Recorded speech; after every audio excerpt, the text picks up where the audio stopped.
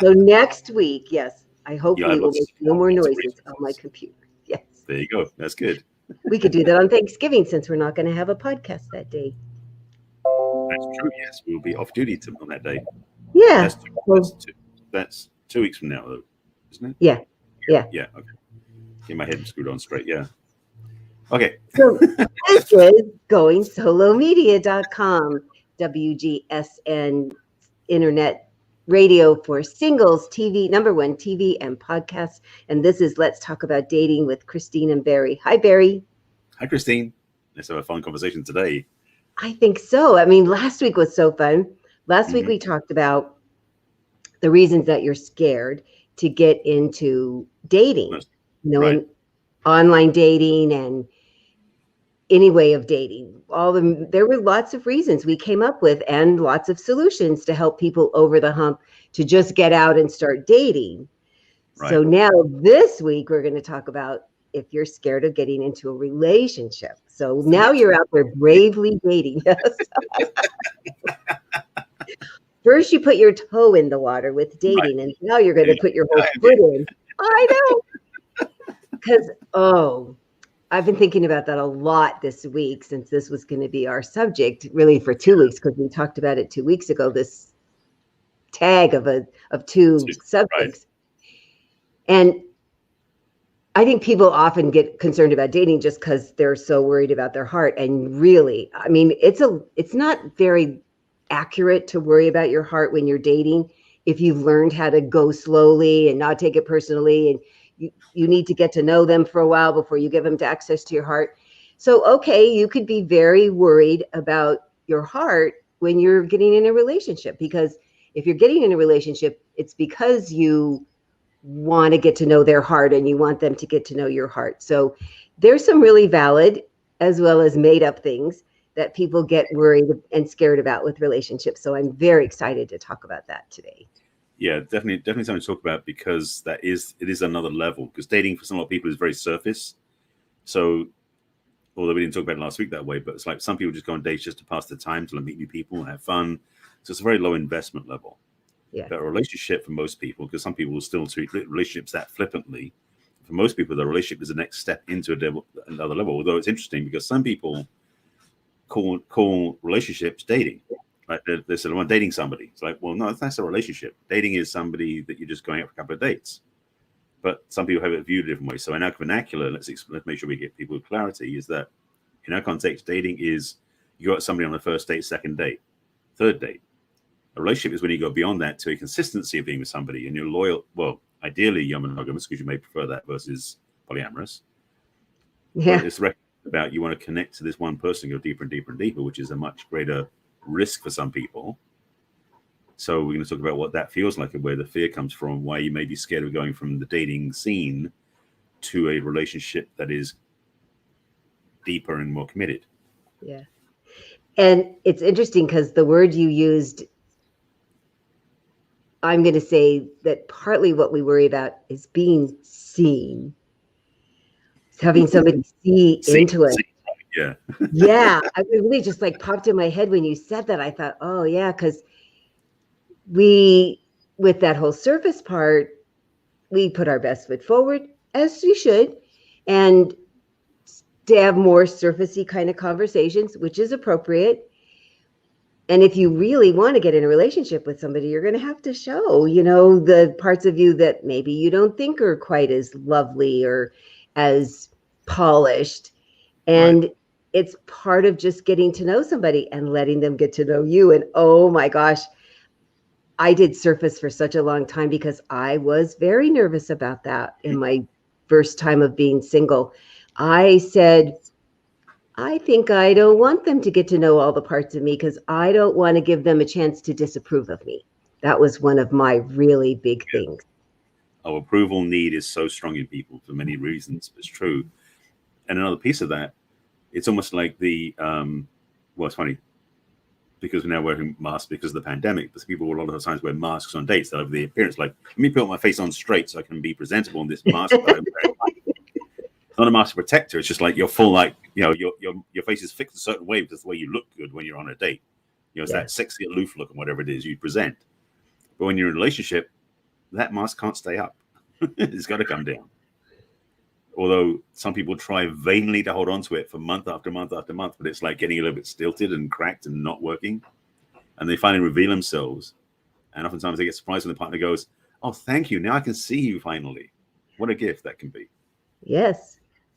And it could be, I didn't know that about you. And I think that could be a problem for me.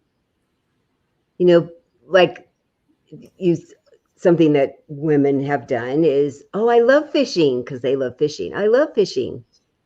And then it turns out they really don't like fishing, and they go fishing and they crab the whole time and they put it off all the time. And I mean, that's such a benign thing, but if it's really important to him, or for the woman, I love theater, and he says, oh yeah, I love theater. And it turns out, you know, he's going to fall asleep 5 minutes after he's there because he doesn't like it. And what's sad is we think that makes us a bad person.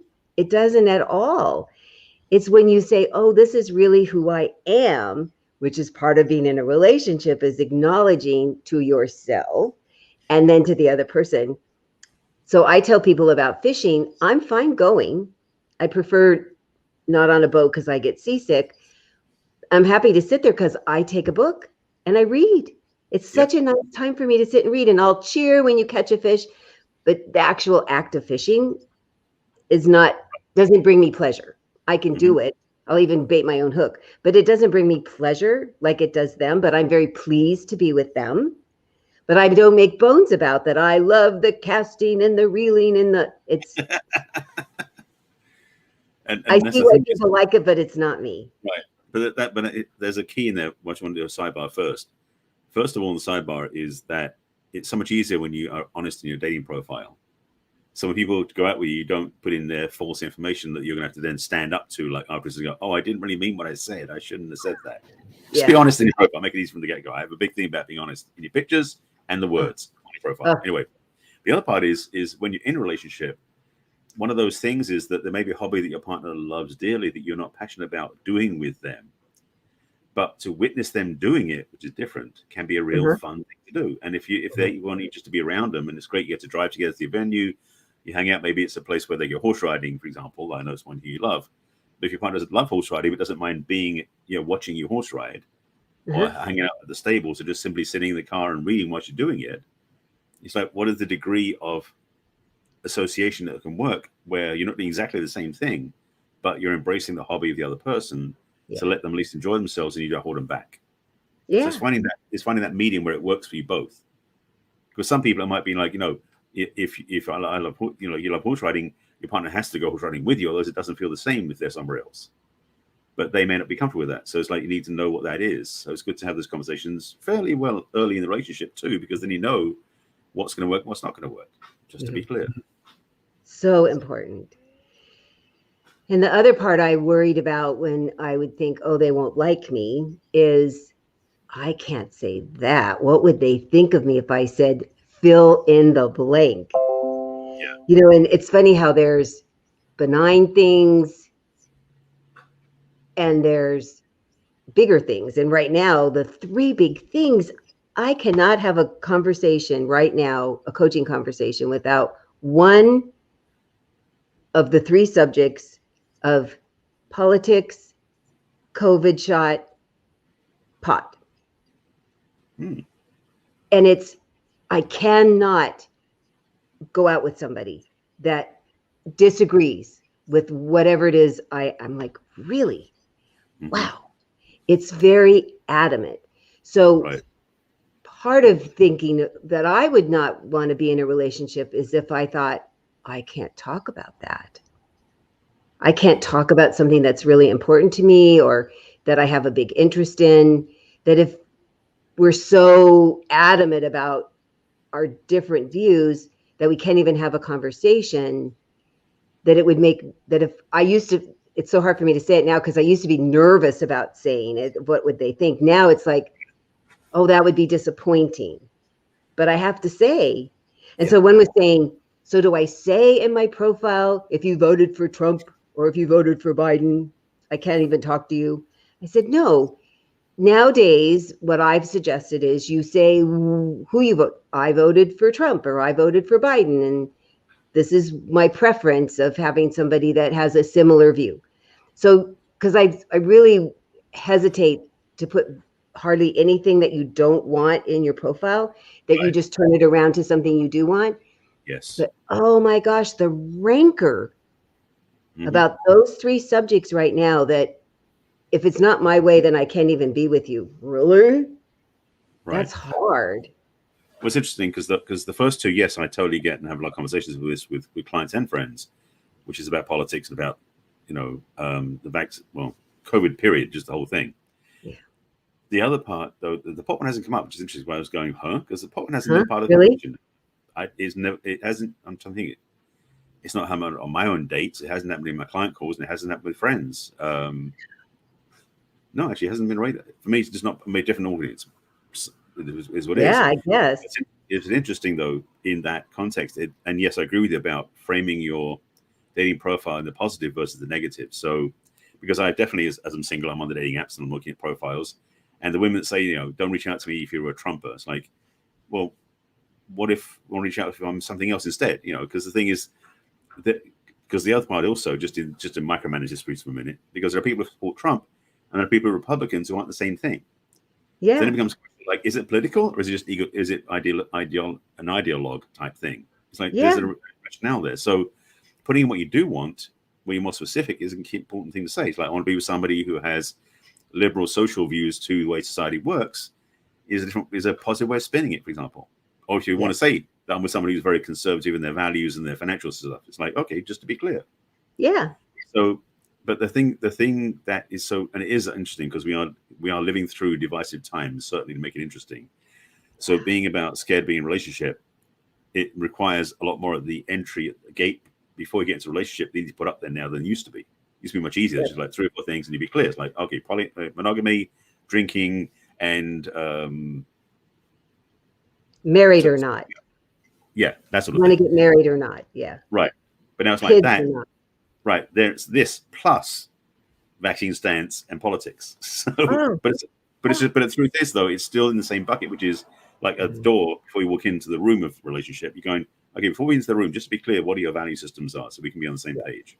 Yes. And with that, hopefully you have some gray areas. Yes, we all have to have our absolute black and white. This is where I am. And I can't tell you how many people don't have gray areas in a whole bunch of things.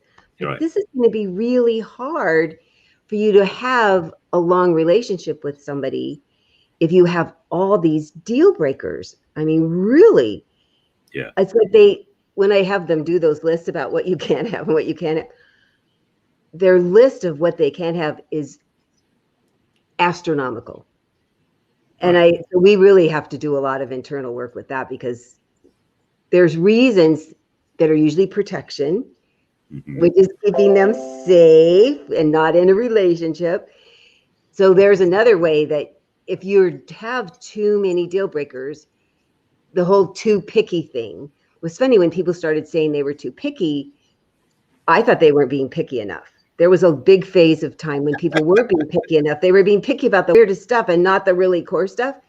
And now I really will say, yep, you're being too rigid. You're being too picky. Let's figure out where you just might. I don't want to change your mind. Are there any gray areas? Since you are a liberal, would you be with a moderate? Oh, a moderate. I hadn't thought about that. I go, They don't have to be super right. They're somewhere in the middle. They look at both sides. They have conversation.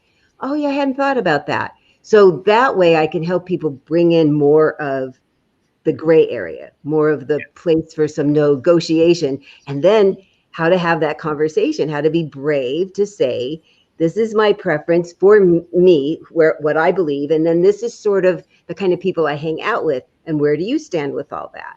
Right. So I think that's really helpful to have people feel more brave about getting in a relationship if they know the kind of conversations to have. That's exactly what you and I teach. Right. And to add to that, there's the old adage about opposites attract. Well, in the area of politics and vaccines, that doesn't work too well. So it's almost like you already want to find someone who's matching values to you, because it's going to be much more joyful and more relaxed, because you won't be stressing over, can I say the right thing? Did I say the wrong thing? What are they going to think of me when I say this? That sort of stuff, which is such a challenge. And so having that list, same thing as you do, is like the list of what's really vital. What, like, it's almost, in some ways, is you make a list of everything you want to have in a relationship. Then you grade it from 1 through 10, what the priority of those things are. Yes. Because if they're not 8 or above, probably can be like flexible on those things. So is understanding that, because that's the gray area piece, is really, if the values below is like 7 or below, or 7 to maybe 4, that's in the gray area. Yeah. You know, when it's below 3, then it's definitely in agreement. I mean, it's definitely in sorry, wrong around. 10, it's not as big a deal. Yeah. Right. But if 8 or 10, it's a big deal. So like learning what the value of each one is, because we all say, well, the list is going to be 17 things. Like, great. What's the most important one on that list? What's the most important 5 on that list? Most people don't know. So it's important to get clear what your priorities are in a sequence, so that way you know that they check off the certain things, and the other ones that are below that are like, oh, okay, I can live with those. Yes. So the idea about, you know, being left or being center is okay, but you didn't voice that. So it's important to get clear about what it is you really want. So it makes a relationship less scary, because you want to find someone that does, in fact, fill you with joy and love, ideally, versus stress and doubt. Oh, so important. I mean, I've said it before on this podcast that it was the thing that was so loudly ringing in my head after my very first lunch with my late husband about, I am so comfortable talking to him. I feel like I could say anything about who I am and what I'm looking for. It was such an amazing thing to happen. And it was like that for the entire time we were together. That it wasn't that we always agreed, for sure. We did agree on mostly core things, but you know, as all married people, you have disagreements. And knowing that we both had a safe spot that we could say to the other person whatever was really on our mind was magical. It really was. And so I give myself lots of credit that I worked really hard to get to that place where I knew how I felt and the things that were important to me, and then had practiced getting braver saying it around people before I met him, that then it was like second nature to me, because it feels so weird when I teach people to do this, to ask so what I'd say to them is ask an I'm curious question where it doesn't feel like interrogating and interviewing. So I would say, you know, this is my feeling about this, and I'm curious what yours are. I'm curious what your experience has been. So it doesn't feel so hot lights, thumb screws, better answer the right thing. I'm taking notes. It does feel that way. So many guys feel that way. Yeah. That it's something that will help you feel more like it doesn't feel so risky. It doesn't feel so scary. And that if you've done this to get there, then once you're in, where you're talking about, I want to be exclusive, I want to get to know you better, I want to think about something in the future, you've got enough of a foundation where you're like, well, we could talk about everything, you know, even when we disagree. Because I think that people think that that's what's going to happen, is that everything's just going to be a big fight. And who wants to get in a relationship if you're going to fight all the time? It's true. But I want to back it up for a second to the beginning again, because some of the reasons people are scared of getting into a relationship is because, first of all, they're going to be afraid of giving up their freedom, which is a big one, because they will their alone time, ability to do whatever they want, whenever they want, that sort of thing. The second piece we talked about, which is the fear of taking down the mask and being seen, exposed, vulnerable. Yeah. And being like, I was thinking when you said that earlier about like the challenges, like we've shown them the front side of the moon, they're going to show them the dark side of the moon at the same time. It's like that piece of stuff. It's kind of that visual for me. It's like both, you know, the light and the dark. But the other piece also is this and I think it's true for men, not just me, is that the fear when we, and it may be true for women too, I don't presume with this, but the feeling is that when we get into a relationship, there's a fear of closing the door on other people. Like what's possible. It's like, I'm with this person. Does that mean now I'm going to miss out on that mystery person out there I haven't met yet, or this other person I used to be with, or this other things? So there's a lot of stuff that comes up in ourselves that oftentimes we don't own or voice or even recognize. There's nothing to do with that person we're with. It's all inside of us. So this fear of being in a relationship for a lot of people, I know with my clients a lot of times, because, and also add another piece of the puzzle, is in their past relationship, there's so much wounding that they're worried they're going to have the same wounding in the next relationship. So a lot of my clients is healing those wounds, so that way they can look forward to the next relationship without the fear of repeating the same cycle again, the same wounding, the same pain, the same suffering again. So these are all key components. Yes. And along with that, I would say I hear a lot from women, especially. I don't hear this from men. I'm going to lose myself. I lost myself. I lost who I was, my essence. I was always exhausted. I was always overwhelmed. And I don't feel that way now. Even though I now have to do everything myself, I lost who I was, and I don't want to do that again. And they think automatically, if that's what happened before, and yes, unless they learn something different from us, they probably will do that again. They will lose themselves again. So that's a very valid concern. Yeah. And that's the thing is often, and it's funny because people do the other way around, which is that I'm going to get somebody new to do exactly the opposite of what I did last time. Even though it won't be what happens. They have that feeling that's like, okay, I screwed up before, so I'm going to do something totally different the next time. And then 3 months in, they're going, damn, I'm doing the same thing I was doing last time. Yeah. Because that's the challenge about this stuff is if you don't change your paradigm or change your wiring and you keep repeating the same pattern in the next relationship, independent of who the other person is. So part of that fear of being in a relationship can often be the fear of repeating the same patterns. Yeah. So when you do intercede between your past relationship and the next one with somebody who knows how to help you, like us, then you'll be in a much better place to approach the relationship from much more whole place and less fear comes up. So it's important to do the work in between relationships, for sure. And so much of it comes back to who are we and what's important to me and what have I didn't know in the past or denied in the past. So another thing, being a widow and working with widows, a very real, honest concern is they might die again. Exactly.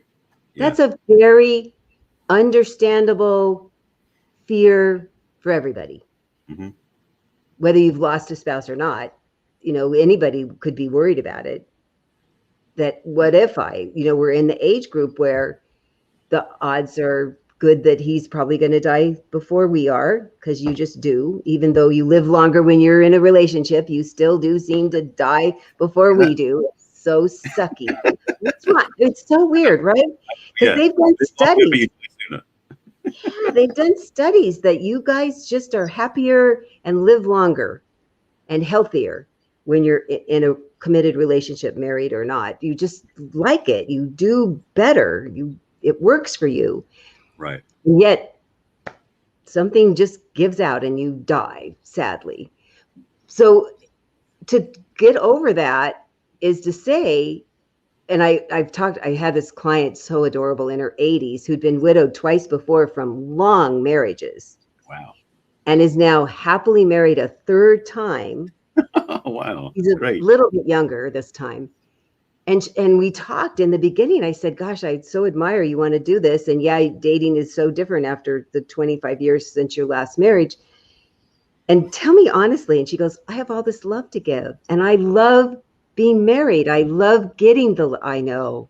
This is like, look, can I just clone you? I want to just pass this on to everybody. Yeah. And so she's so happily married again. And, they talked about, they have all the plans in place in case one of them dies because they're both in their 80s. And she couldn't imagine not. Right. Where people are like, but I can't imagine, it would be too scary. But it's like, if I am very clear that animals dying is not the same as a spouse dying because I'm a widow and I've had pets die too. And I do equate it to say, yes, your heart breaks when your pet dies, and we outlive our pets constantly because they just don't live that long. And what are the reasons not to get one? Maybe now you have freedom. So there's a thing to, as you just said, that you like having your freedom. But I like the companionship of my pets. I like having them around the house. And for the time I have them, it's wonderful. And it is sad when they're gone. And still, I wouldn't want to give it up. And then there's that famous line that I've now used since my marriage was only for 5 years from Steel Magnolias, where the Julia Roberts character says, I'd much rather have 18 months of wonderful than 35 years of mediocre. So if you can do what we're saying and get yourself into a relationship that's loving and caring and makes you feel whole, and you're giving to the other person as much as you're getting back, why wouldn't you want that? Why wouldn't you, even though there's all this potential to have downsides? Well, that's the thing is and speaking to that point of being widowed and when somebody dies, you can spend 10 years in fear that the person you would get together with might die, or you say, look at the wonderful 10 years we're having. And yes, at the end, they might not saying 10 years and it's over type thing, but just that parallel path that people have of just living in fear and never experiencing anything in relationship because they're afraid that the partner might die before them, versus diving into a relationship. And yes, maybe their partner does die before them after 25, 30 years. Yeah. So you're going to begrudge the 25, 30 years of happiness you can have with that person because you're worried about the day they're going to disappear on you? Yeah. But people do that, though. They run that fear cycle through with that. And what seems to happen is people go up in the paradigm of what's wrong, what's not going to work, what's going to be holding them back versus what they're going to gain from it. Oh, so true. And I also had a male client who explained to me, it's so eloquent, I just get the smartest people that I get to coach, even though they go, I don't know how to date. I go, but you're so smart about other things. I'm smart about dating. I'll teach you that part. He said, I worried because it was a second marriage, and I worried that I would leave her dying, and how would it be for her? And then I worried about her dying. He said, and I look back now after she died about the times that it feels like I wasted worrying about it, partly because we think worrying is going to prepare us. Nope. I am here to tell you, I have not talked to one widowed person, including me, who my husband had a heart condition. He talked about he lived past his expiration date. We knew someday he would die. Right. You still can't be prepared for them being officially gone. They're officially gone. You can't have that conversation about I'm worried anymore. So to limit the worry is so helpful. So that's part of talking about when you're scared, what's appropriate to worry about? Because that's not worrying about them dying or leaving you. In fact, I think it can make your health worse. If you're worried about them leaving, you might not be as loving and as caring and as nurturing to your relationship. So then it's like a self-fulfilling prophecy. How sad is that? Right. How much you want to hold back away from them because you're afraid of them leaving. It's like, yes. Why you that? Then you're mediocre. Why not all in, enjoy every single moment you have until there's no longer that moment? And if it goes 55 years, great. If it goes 5 years, great. Yeah. It's the biggest thing. I mean, because with my dad passing away after my mum passed, because today would be my mum's birthday. And so I was like celebrating her birthday and saying this year my dad's back with her because they both passed away now. And, the fact he outlasted her by 9 years, there was something in it because he actually thought he was going to go first. He actually was selfish enough to think that she would outlast him so he wouldn't have to deal with all the stuff he had to deal with. That was the first 8 months after she passed. So that wasn't pretty. No. So I would suggest to anybody out there, because of that experience, that is going through this fear about, well, what if they outlast them, whatever, especially if someone's over a certain age where they start to think about the finality of that experience, is focus on what you get, not what you don't. Yeah. Focus on what you have and what you're going to lose. Yeah. Because the thing is that what you have, you get to keep always. Yes. Even after they pass away, you get to keep that inside of you. Mm-hmm. Versus all that fear that you still get to keep inside of you, which sucks. Yeah. Sucks. Right. And so the fears are real, normal, understandable. And what I like to talk about too is how do we keep them to a minimum? Mm-hmm. How do we say thank you? Okay, maybe that'll help me appreciate it even more, that I'm like, wow, they could be gone. What more good could I bring to this relationship? What more could I do to enhance our loving feelings for each other? How do we do that switch so that the fear doesn't keep taking over and limiting us to finding a loving, caring relationship? Because it'll prevent us from getting in a relationship, sadly. Well, this is the point, is the fear. I mean, they talk about fear of being the was it false expectations appearing real, or forget everything and run, or whatever those statements are. But that that fear, being scared of being in a relationship, the things that are scaring us aren't real because they haven't happened yet. Yeah, it's true. But I said earlier, you might be running past memories of past experiences that you're going to apply to the future, but that's an illusion too, because you're not in the future yet. This person you're meeting now isn't necessarily going to be the same as one that happened before. They might if you haven't done the work, but if you have done the work, it's likely to be different. So it's time to really shed those fears, those doubts and worries, and step into possibility. Yeah. Have some fun with what you want to create. I find that the fear is like building your relationship on sand. That when you have built a foundation of, well, we can handle anything that comes up, and we're going to just keep talking about the things that are important to us and the value that we keep placing on a relationship, that's like building it on cement with pilings that go down into the ground. So there's just nothing that will shake it. So if you do that, then every time a fear comes up, you're like, well, we have it handled. We can do that together. We'll be able to be fine. We'll work this out. We've laid a foundation for all those possibilities that could come up. Because if you spend a lot of time on the fear, that's not fixing it. No.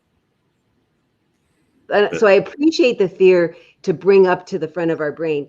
Oh, well, what should I do about this? What can I think about? What action can I take? What can we do together?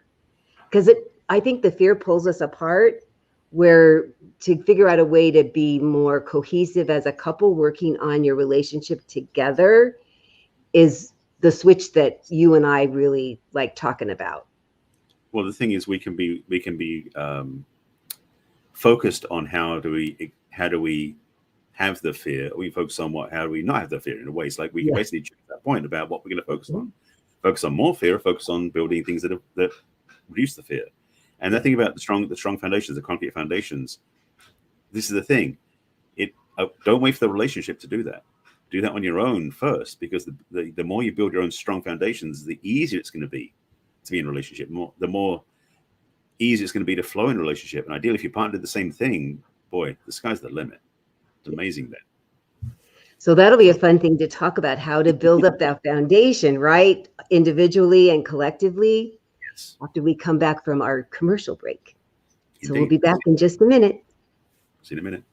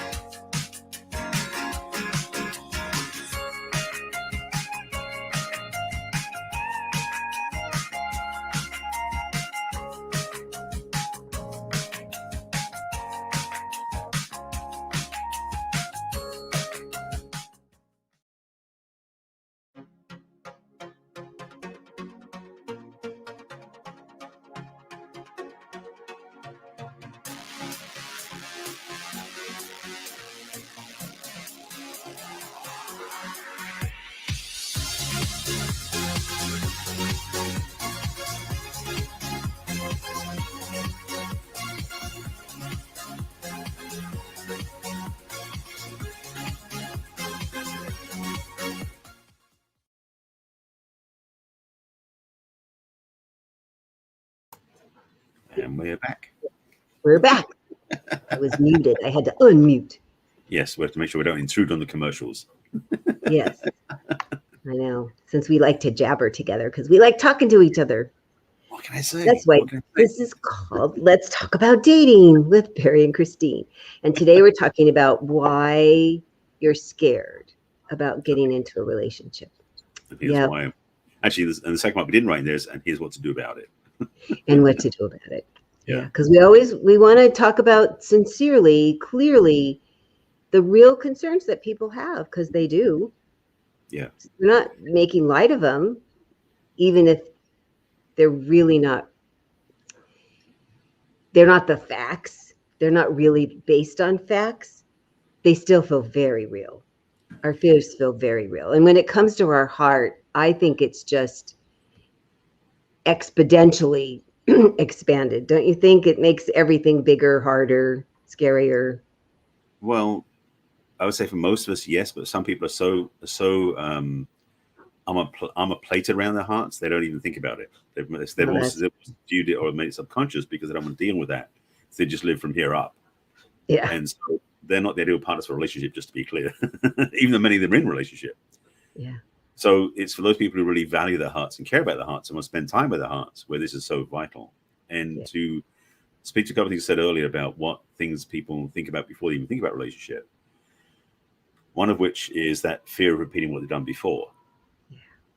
And to basically drag the baggage from the past relationship is the next one. So the fear factor gets pretty impactful because the fantasy of what could happen is overriding what's available to the person in front of them, available from the person in front of them. So that piece, I said, doing the work between relationships is a place to do the work. So one of the things that I want to talk about, at least to plant the seed, is if you come out of a relationship where you come out with, well, I was going to say issues, so generic, but you come up feeling like discord, upset, or hurt feelings that don't seem to go away, that you're feeling this thing of regret, or maybe you feel that you've been mistreated, or things that happen to you in that relationship that you don't feel worthy, you might feel worried that you're going to start or find another person who's going to do the same thing against you as it happened before. Now, self-fulfilling prophecy, maybe, but the programming you put in, which is the autopilot, so to speak, of your choices, may still be running until you look at what happened and change it. So whilst you're single, especially whilst you're single, it's a great time to seek out a counselor, therapist, guide, facilitator, whatever you want to call them, that will help you navigate through whatever is like the damage from the past relationship, the crash damage. So you can actually do the repair work to be back in normal shape, to go into the next relationship clear and clean. So that way you meet somebody without any of that lens filter you were using in the past relationship applying to your new one. So that's one piece I recommend. Oh, boy. Yes. And yes, and yes, and yes. Right. Yeah. It's because I know that you personally and professionally look at profiles like I do. And when I'm looking at women's profiles like men, for my men clients, it's interesting how often they'll say, I don't have baggage and I don't want anybody that has baggage. Well, everybody has baggage. How can they say they have none? We all had things happen to us that have formed us to who we are. Right. And what my personal goal and professional goal is to take those and say, how do I live my best life? Because of them, in spite of them, alongside with them, cleared out some of them. And some of them are just going to be here. And I kind of like them. I've really looked through them and done an evaluation and said, this works for me. I'm going to keep this part. I've tempered them. Yes. Yes. Because they weren't serving me very well in the beginning, that I wanted people to like me, even if I didn't like them. That didn't work very well. Right. until I acknowledged, oh, this is what I'm doing, and decided that I didn't like that. I like that genuinely people like me, and that if they aren't the right people for me, okay, I'm letting them walk by. I'm not going to try to get their attention just because. It was very exhausting. But until I acknowledged it, I didn't really know I was doing that. So that's part of this, where even the men that I didn't like, I wanted them to like me. It was crazy making. And I didn't understand why I was feeling kind of crazy about it, off center I was, until I had some therapy and they pointed this out. And I was like, well, that just makes sense. Well, the thing you said, that thing about I don't need baggage, don't need baggage, is like, denial doesn't work. No. Because that's the thing. So many people I've met who either act like or declare fully that I'm fine, no baggage, I'm all good. It's kind of like, but what about that thing over your shoulder? Yeah, because as you said, it's like we all have baggage, and being in relationship, if it hasn't brought stuff with you, you're going to generate more. Generally, most relationships, unless you're very surface, because when you open your heart, other stuff pours out as well as the love. So being willing to face that and to be willing to be okay when your stuff comes out is really the first step towards healing anyway. Yeah. And so being in a relationship can create the friction or the what is the energizing, the energy to actually have stuff come up that you may have hidden before. Yeah. So don't be afraid of that, because the thing is, if it happens, I mean, yes, it's great to be in a relationship. Even better to be in a relationship with somebody who's conscious enough of their own stuff and you're conscious of your stuff. So when it comes up, first of all, when you're in a relationship, you don't keep throwing it at the other person. Because one of the pieces that didn't talk about earlier is that when you have arguments and discourse like we talked about earlier, one thing you can do is take ownership of your part. Because some people don't do that. It's like, when you do this, I feel this. Like, no, I'm feeling this because when that happened, it triggered a memory for me of something else. Yeah, that's constructive and healing. So those sort of ownership parts of relationship, especially the dark stuff, the dark side of the moon, is a much healthier way to be in a relationship. And when you do that, you can get through stuff together. Yeah. Yeah, boy. We always talk about that foundation of acknowledging who you are. Who are you really? You know, the charming things, the not so charming things, the things that you like, oh my God, you know, if only they knew. Sure anybody wants to be around this. Right. And be really kind to yourself and give grace to yourself. And what I find is people are so funny. They're like, you know, now that I've been more forgiving to myself, I'm not quite so upset with everybody else doing their thing. I wonder how that happened. Wow. Amazing. Isn't it funny though? Because it's all them. And then when you go, oh, I guess I was not being honoring of myself. I wasn't being kind to myself. I wasn't being, oh, I'm a human being having a human experience. And of course I'm going to flub up. That's the whole thing about projection, which is the whole thing in psychology we studied. When we do that, we project on other people things we're not willing to face ourselves. Yeah. What you start realizing is you should be thanking them because they're showing you stuff you haven't been willing to face yourself. So now you can face it yourself and deal with it. So yeah, absolutely. So it is. And one of the real things that happens, I found, is, you know, you have the, oh my gosh, I really like this person. And remember that book about I'm okay, you're okay, and then I'm okay, and you're screwed up, and then, oh my gosh, I figured out I'm screwed up too. It was in the 60s or 70s or something. That's truly what happens, that you have the initial spark and, you know, life is good, and you think, oh, I just want to be with this person, and then guaranteed, stuff's going to come up, and you go, must be the relationship, must be them. And what I believe is partly it comes up to heal. And that might be a really good subject for us to talk about, is that it's normal, natural, expected. Please expect it. Please honor it. Please get excited. Oh, I'm going to have some shit come up. Yay. That's a different reframe. That's good to have it that way. I have put it that way, and my clients are like, what? Right. This is something to celebrate. Well, that's the thing is that what if we do look at things like that as good news? Yeah. You know, better out than in, so to speak. You know, it's like, why not dig it up and get it out in the surface? You go, oh, I don't need that anymore. Let me heal that and get rid of it. Rather than carrying it inside invisible. God, it's so healing. We'll have a healing party of getting your shit out. I think that would be a really we'll call it heal that shit. I love that. I think we should definitely talk about that, because it scares the shit out of people. It really does. Yeah. Unfortunately, it doesn't heal out of the people. It just heals it just scares them in them. Yeah. Sorry, I had to do that. And I love it. And it also is some of the reasons that people leave relationships when you could have worked through it. You really could have worked through it. The thing is, when that happens, people choose the shit over the relationship. Rather than stick to what they have, the wounding, than be with the person who loves them enough to help them heal it, which is so backwards. But people do that. So many divorces happen because of that. So many breakups. I did it when I was younger. I mean, I'm clear. I held on to my wounds rather than go through it with my partner and have a better relationship. Me too. What if we didn't choose that? What if we said, you know what? I think this relationship is worth me going through this stuff to the other side so I can be free and have this wonderful time with this person. That would be awesome, wouldn't it? Wow. How good to do this together. Oh, yeah. I think you've lost your mind when I bring this up to them. But then afterwards, they're like, oh, yeah, that was a good idea. I didn't think it was a good idea in the beginning at all, but I think it's a good idea now. It's not what's presented in current society. I think people see that, but we believe, and I think quite a few people do believe now, is that working through stuff together is a gift that brings you closer. Mm-hmm. So even though you think that what is so bad, again, the dark side, the hidden stuff, might scare the other person away. Yeah. What if you facing that yourself with them by your side is actually the healthiest way to do it, and actually get closer to you? Then what? Yeah, we're gonna talk a whole thing. We're gonna do a show on that because that is like rich. Yes, it is. Yes. Okay, but Cece's saying we need to stop talking again, even though we got to wrap up. We better started. I know. Doesn't it feel like it's only been 5 minutes? That's the kind of first dates you want, is the kind that you talk for an hour and it feels like 5 minutes, right? Absolutely. That's why it's so fun to talk to you, Barry. Yes. So, likewise.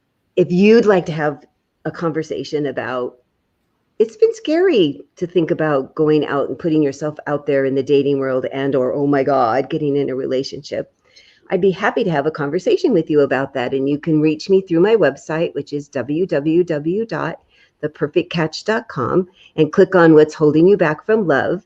And it'll get you on my calendar, and we can talk through this scary part. Because as we said, the scary part is real. And it doesn't have to control your life. You can really get past it and have a loving, caring relationship. You can also send me an email at Christine@theperfectcatch.com. You can read me. You can read about me and see my work on Facebook and LinkedIn and Pinterest and Twitter and YouTube. And Instagram. Very, at you. Oh, you can just shout it out because we know I always forget one. Doesn't matter how I should do them in alphabetical order or something. And tell them how they can reach you, Barry.